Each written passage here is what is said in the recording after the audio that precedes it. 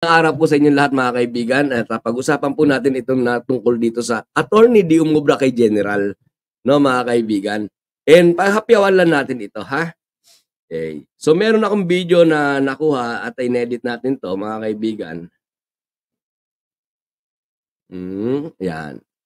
Okay. Yung paghaharap ni attorney. Ito ang lugar. Anong pangalan to mga kaibigan? Attorney yung isa Torre, Trolien ba yun? Basta halos magkatunog sila eh, diba? Go Philippines, shout out. Go Philippines, shout out, okay? Ito na mga kaibigan. So yung attorney ng KOJC humarap, di ba? Hinarap itong tawag dito ha? Yan, hinarap niya si General Torre, no mga kaibigan. Okay, nag-usap sila. Pero alam niyo ako, Humanga ako kay General Torre. Bakit? Alam niyo mga kaibigan, itong pinamalas ni attorney ni General Torre mga kaibigan, ito ang kailangan. Ito ang kailangan ng Pilipinas. 'Di ba? Alam niyo kung bibigyan nga ako ng pagkakataon, halimbawa tatanungin ako, I want to promote ko to si General Torre, gawin natin tong PNP chief pangkabuuan ng Pilipinas. 'Di ba mga kaibigan? I don't know, you press 1 kung kung agree kayo sa akin. 'Di ba? Etong mga ganitong mga katangian, ito ang dapat na nagiging PNP chief sa buong Pilipinas. 'Di ba mga kaibigan? Buong tapang talaga niya. 'Di ba? Oh. 'Yun. Umaayon sa akin si Ilocana ka na, si Arnedo Olaes, Tita nandito, Reynaldo Laota, 'di ba? Ang daming nag-a-agree. Di ba? Pwede maging PNP chief to. At ito ang dapat. Di ba? O Carlito Biernes, shout out. Ilocana ka na, shout out. Okay? Desi Rojas Channel, shout out. Reynaldo Lauta, shout out. Shout out sa inyong lahat. And Daniel, shout out Daniel. Okay? Angel Fernandez, shout out. Yan. Sabi ni Mami B, kung totoong matino si Pastor, wag niyang gamiting tagapagtanggol ang mga miyembro niya. Sumuko na siya at harapin sa korte ang kaso niya. Gaya na sinasabi niya noon, nasasagot lang siya sa korte. Pero wala na yun, Mami. Wala na yun, Mami B. Di ba? Puro na lang yun, puro kadramahan na lang ni Kibuloy yun dati. No? Okay, so ito na nga mga kaibigan. Nagharap. Etong si attorney at saka etong si General Torre, no mga kaibigan. Okay, ito. Pakinggan ninyo, ha? Panoorin natin. Para tayo magdebate. Yes, sir. Hindi ito ang lugar para tayo magdebate. Yes, sir. O, di ba? Sabi niya, hindi ito ang lugar para tayo ay magdebate. Di ba? Buong tapang, mga kaibigan. Ang tapang ni General, di ba? Damir fact, ha, mga kaibigan. 2,000 yung kapulisan na kasama niya.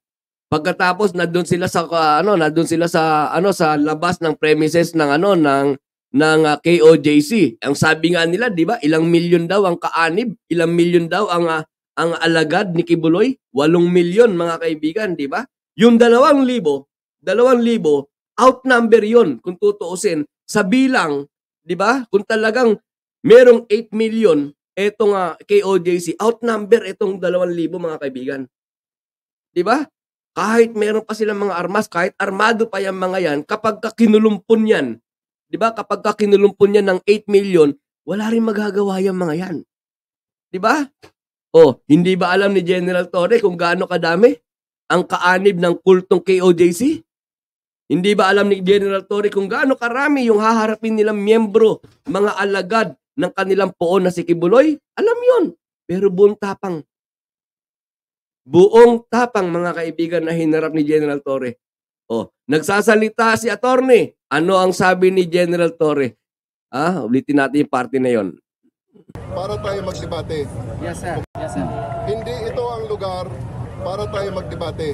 Yes, sir. Kung may reklamo ka, mag-hain ka na lang ng reklamo. Pero ngayon, di ba? Sabi niya, hindi ito ang panahon para tayo ay magdebate. Kung may reklamo ka, maghain ka ng reklamo.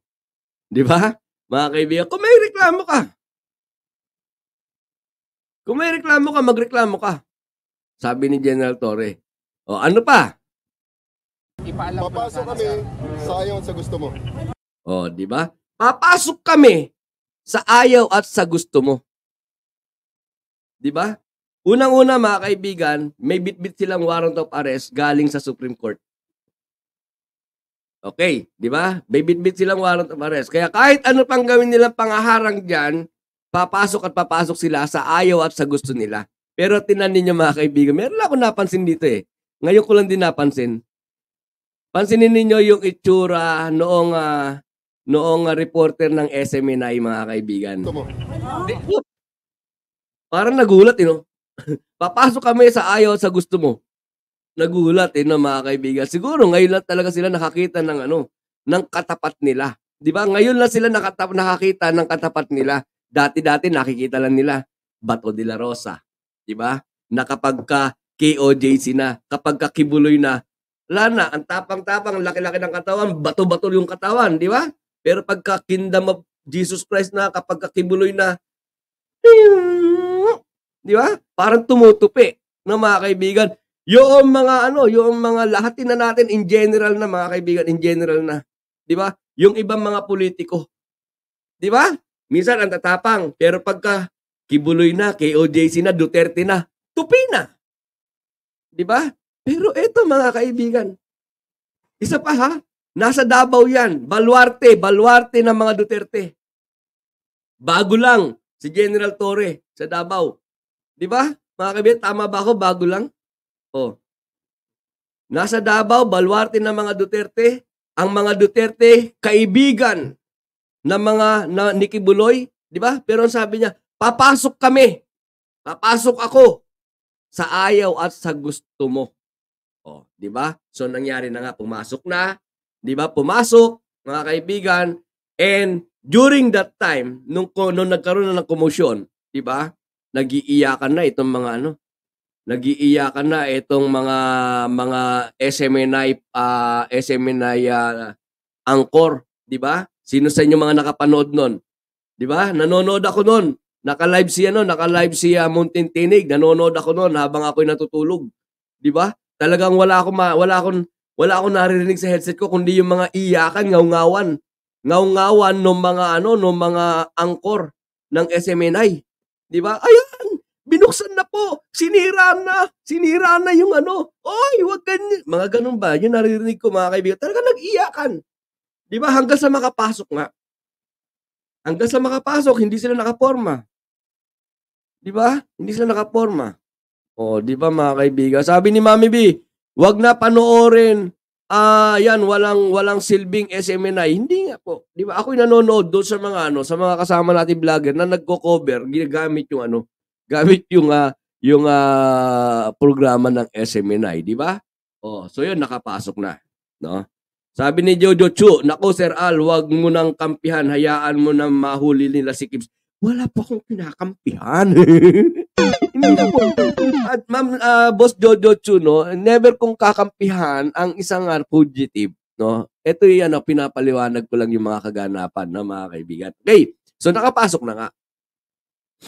Pasok na. Tapos yun nga lang, unfortunately, talagang madulas si Palos. Alis na dalawa yan, madulas si Palos o talagang nakatakas na si Palos, no, mga kaibigan. Pero ang nakakalungkot doon, ito yung katotohanan nakakalungkot, mga kaibigan. Di ba? May sinabi si Attorney Torion about sa NBI clearance. Oh, ito nga po, ito yun. Pagputulin ko na sana nabanggit niya na Dola. Tuloy na natin, NBI clearance. So. Ipaalam ko lang ito sana. Sir, ganito po, may certification po ang NBI, sir. Immaterial yan, attorney. Immaterial yan, attorney. Di ba? Ipinipilit ni Attorney Torion. Torion ba to? Torion or Attorney Tuliroyon? No?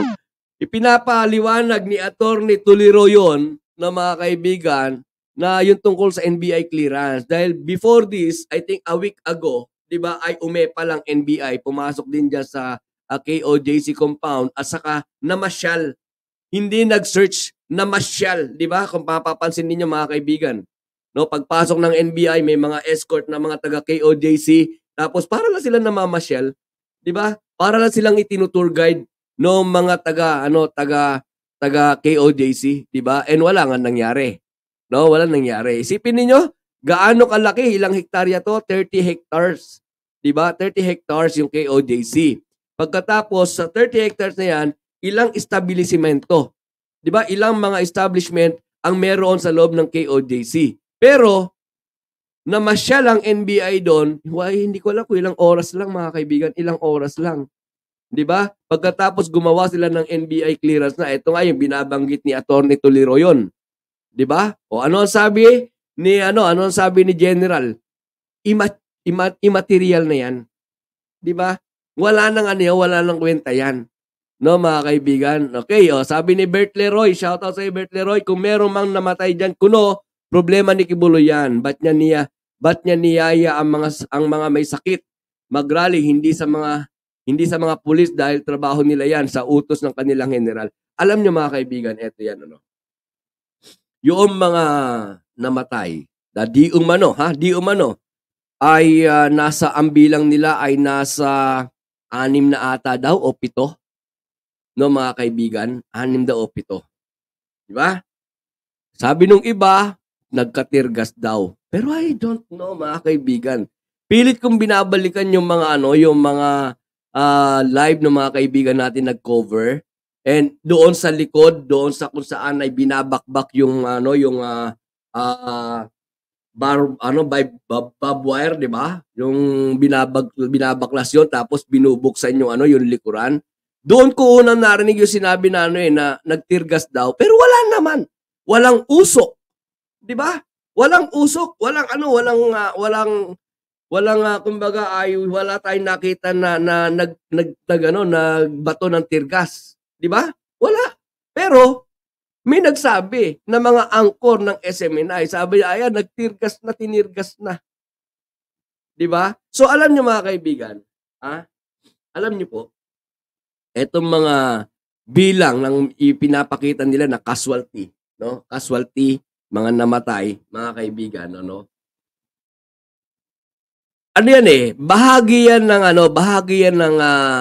taktika, no? Bahagi yan ng taktika para palabasin na underdog na husto etong SMNI, no? Aping-api na etong KOJC. Aping-api na etong si Kibuloy, 'di ba? At para palabasin lang din nila, no, na inhuman at saka overkill yung 2,000 na bilang ng mga kapulisan na pumunta ron, 'di ba? At para palabasin nila na ang dahilan ng pagpunta doon ng PNP na may bilang na 2,000 ay talagang para maghasik ng kaguluhan. Which is, mga kaibigan, no, payapang nagmarcha. Nakita natin lahat yan.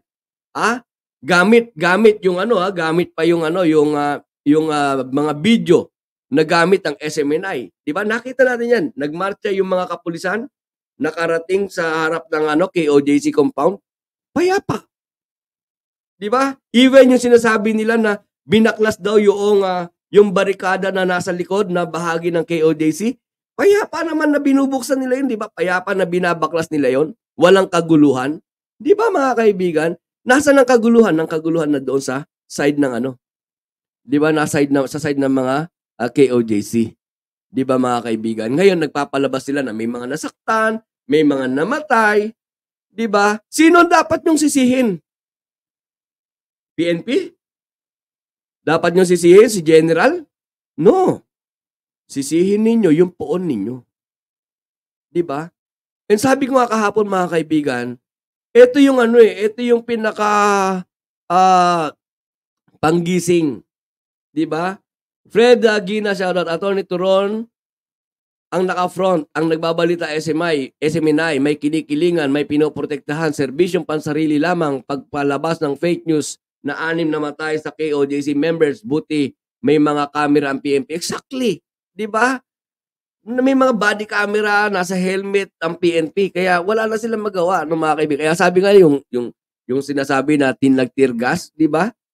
Wala akong nakitang usok pero may narinig ako galing sa SMNI reporter, 'di ba mga kaibigan? Pero ito yung pinaka diyan mga kaibigan, bago natin tapusin ito dahil meron pa tayong mga ilang pag-uusapan pa, 'di ba? Sino dapat natin sisihin sa mga kaganapang ito? Jagger TV, shoutout. Okay? Sino dapat natin sisihin? At saka ito, panawagan ko sa mga KOJC member. Diba? Na dumidiyos ng gusto. Pumapanginoon ng gusto dito kay Kibuloy. Mga kaibigan, ito panawagan ko. Buksan ninyo mata nyo. Diba? Buksan ninyo ang mata ninyo. Buksan ninyo ang kaisipan ninyo. Buksan ninyo ang inyong mga pandinig. Diba? Etong inyong pinapanginoon. Etong inyong dinudyos na nagpapakilalang anak ng Diyos. Bugtong na anak ng Diyos, mga kaibigan. Ginagamit kayo. Ginagamit kayo bilang mga alagad niya na wala siyang pakialam. Wala siyang pakialam kung masaktan kayo. Wala siyang pakialam kung mamatay kayo. Wala siyang pakialam kung makipagbanatan kayo dyan. Wala siyang pakialam. Wala siyang pakialam. At hindi kayo ipinagmamalasakit ni Kibuloy. Yan ba ang tunay na religious leader? Yan ba? O yan ba ang katangian ng sinasabing nagpapakilalang bugtong na anak ng Diyos? Kung ikukumpara natin kay Kristo, mga kaibigan, ang ating Panginoong Jesucristo nagsakripisyo, pumayag na mamatay doon sa krus para sa kanyang kawan, para sa kanyang mga alagad. Pero eto si Kibuloy, mga kaibigan, di ba? Pumapayag siya, mapako sa krus, pumapayag siya, masaktan, pumapayag siya, mamatay, pumapayag siya, magkagulo yung kanyang mga alagad para lamang siya maligtas. Yun ang kabaliktaran ng anak ng Diyos. Yung tunay na anak ng Diyos, handang isakripisyo ang kanyang sarili, handang mamatay para sa kaligtasan ng kanyang mga alagad. Pero etong nagpapakilalang anak di umano bugtong na anak ng Diyos, di ba mga kaibigan, handa rin naman siya. Handa niyang isakripisyo ang buhay ng kanyang mga alagad, maligtas lamang siya. Kaya mga kaibigan namin, mga taga KOJC, di ba? Mga kaibigan namin, mga taga Kingdom, matagal na panahon na kayong niloloko. Matagal na panahon na kayong pinagnakawan ni Kibuloy. Di ba? Ang sabi niya, magugunaw na ang mundo. Sa 2000, magugunaw na ang mundo. Ang mga kayamanan ninyo ay mababaliwala. Ihandog na lamang ninyo dito sa ating kulto.